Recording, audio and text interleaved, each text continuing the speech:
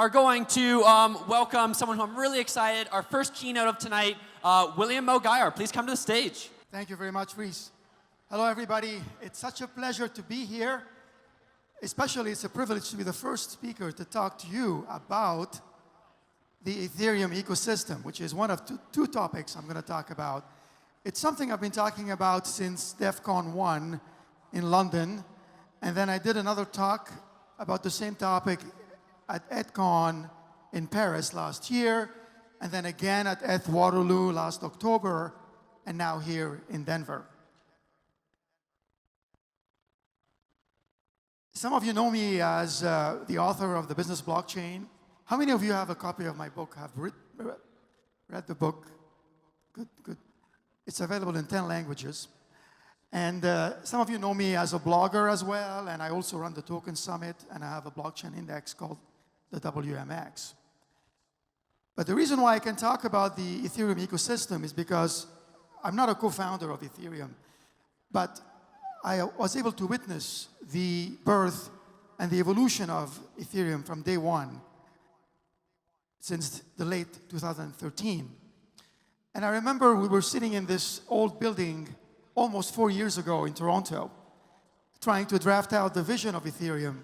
And it was about wanting to become an open platform for decentralized applications that thousands of developers would embrace. And here we are today. There's nothing closer to the truth by just looking at this room and seeing all the thousands of developers that are here and those that are tuning in. And where we are today in the ecosystem is a real testament to the fact that the vision is really true and is taking place. The second part of my talk is going to be about where I'm seeing the ecosystem going as a whole. So first of all, let me start by asking you this question. What is the most important feature about Ethereum? All of you are developers, so you would know that, right? What do you think is the most important feature about Ethereum? Okay, well, this is a trick question, because the most important feature about Ethereum is not a feature. The most important feature of Ethereum is its ecosystem. It is really you here. It is everybody who is a dreamer, everybody who is a drummer, everybody who is a doer. How many of you think that they are a dreamer? Right. How many are drummers? Yes, yes. How many are doers? Yes. Well, I've given this classification, but in reality, it's all blurred. We're all dreamers, doers, and drummers. And this is really the ecosystem. To be more specific, let's talk about numbers. 70,000 developers and counting. 2,500 startups and more. 400 enterprises. Just look at how many members are in the Ethereum Alliance for the enterprise. 63% of central banks have Ethereum projects. 44% of public institutions, governments, are working on Ethereum. More than 1,000 dApps. Just go to this website, State of the dApps. And every day, many of them get added. More than $3.5 billion raised. This is important. Crypto capital is important. All of this is part of the Ethereum ecosystem. Nothing comes close to it in the blockchain space. When you look at what is going on in terms of who is doing what in the blockchain as far as implementations, I like to divide the space into new companies and old companies. New companies are any companies that started after Ethereum began, about 4 years ago. And I like to make this distinction by showing what they are doing in terms of whether they are new and old. Of course, in the old space, we have a lot of big companies that are doing new things, and we have a lot of new startups that are trying to create something new. But somewhere in the middle, I see a lot of new companies that are just trying to emulate the old. This is something normal. When the web happened, the first instinct was to try to emulate what we see and to put it on the web. And in many cases, we are doing that today with the blockchain. But this is what I call blockchain 1.0. What we really want to see more of is the new companies getting into the new areas. And the acid test is to be able to do something that did not exist before the blockchain. That is really more innovation than trying to see something that we are seeing today and say, well, let's do it now on the blockchain.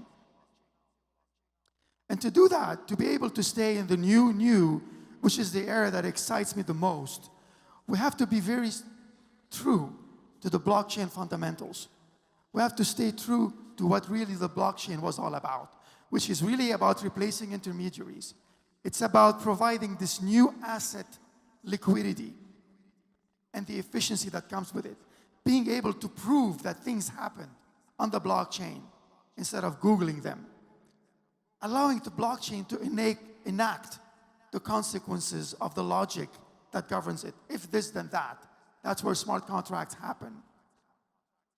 Trying to come up with peer-to-peer infrastructures that govern what is going on in these new applications, and creating these new protocols, whether they are vertical or horizontal. Decentralization is really at the core of what we are doing. But decentralization is not easy. Decentralization is this unusual beast that is very difficult to tame. Why? Because there's always going to be a compromise. The compromise is, how much decentralization do you want to achieve, really? And if we say, well, yeah, we want to be fully decentralized, 100%, and we want to be on-chain 100%, if you try to do that, what happens? The same thing that happened to CryptoKitties a few months ago. Everything will be crashing to a halt.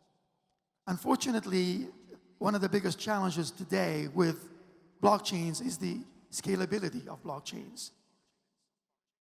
Fortunately, there are lots of people and companies that are working to solve this challenge.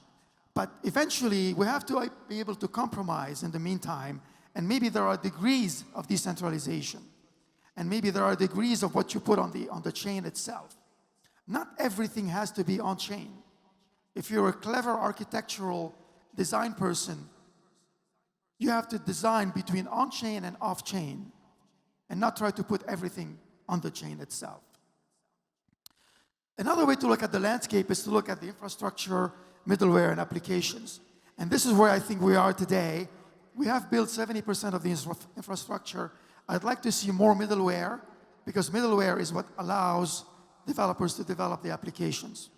We're probably 20% of the way into the application space. As far as decentralization is concerned, it has three components: business, technical, and legal. And we always start to first tackle the technical aspect. We say, yeah, we know how to do decentralization because the blockchain is decentralized. But then the challenge becomes, how do we put business logic on this decentralization? And then later, how do we make it legal? How do we make it enforceable? And I think we're barely scratching the surface of the legal aspects of decentralization. Ethereum specifically, we are today still in the installation phase, which is a good thing. It's going to be followed by the deployment phase, the acceleration, and the vision going forward. Big themes for me that I'm looking for in 2018, standards. And the good things about standards, they say, is that there are so many of them to choose from. But it's not such a bad thing. Look what happened to ERC20, ERC721, and so on. We need more of them. We need to have more scalability. We know about that. Interoperability, dividing up the computational aspects from the value transfer aspects. A lot of companies are working on that. New types of exchanges, clearing houses, new types of assets on the blockchain, new token types. It is not potentially possible to just have one token within one application. Maybe we have one token inside, one token outside. It's like, imagine if we had to pay for an Apple iPhone with Apple stock. We don't do that today. We use the US dollars or the other currency. And then I think we're still scratching the surface of understanding the economic models behind the blockchain. The themes that need more work, in my opinion, when we hear of killer features, there is no such thing as a killer feature. You hear of blockchain saying, well, we have this that's better than Ethereum. That's not enough. Stable coins is an area that needs more work, and I hope there will be some breakthroughs this year. On-chain governance is a very ambitious project. Anybody who's trying to do that, it is not perfect. And trying to understand the economic models that govern the actual operations of potential blockchain-based ecosystems is a challenge. In closing, my wish list for ETHDenver is to have easier APIs. That's going to be a breakthrough. More easier ways to do that.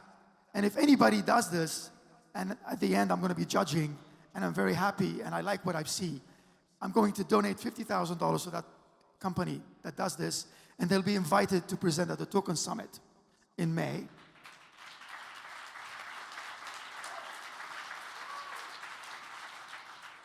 Think about what Twilio did for telephony. Twilio did what they did by just condensing the complex telephony into 5 APIs. And when they came and met with the VC, they asked for his phone number. And then within 30 seconds, the phone number of the VC was ringing because that person was programming it with a command line, and boom, that was the birth of Twilio. I want us to see easy-to-use tools so we can build applications. We need more consumer applications that are very friendly to use, and we need to implement these standards. Thank you very much. Have a great hackathon.